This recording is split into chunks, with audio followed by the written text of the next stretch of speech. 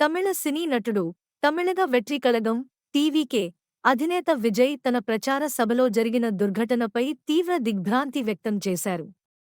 కరూర్లో జరిగిన తొక్కిసలాటలో ప్రాణాలు కోల్పోయిన వారి కుటుంబాలకు భారీ ఆర్థిక సాయాన్ని ప్రకటించి తన బాధ్యతను చాటుకున్నారు. ఈ విషాద ఘటనలో మరణించిన వారి కుటుంబాలకు రూపాయలు 20 లక్షల చొప్పున పరిహారం అందించనున్నట్లు విజయ్ ఒక ప్రకటనలో తెలిపారు.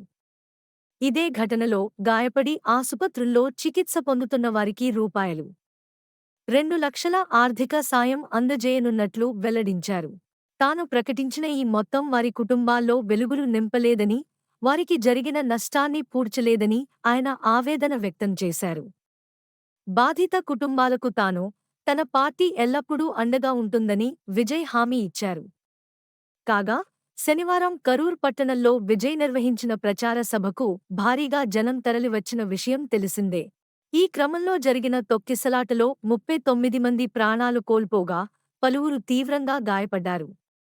ఈ ఘటన తమిళనాడులో తీవ్ర విషాదాన్ని నింపింది.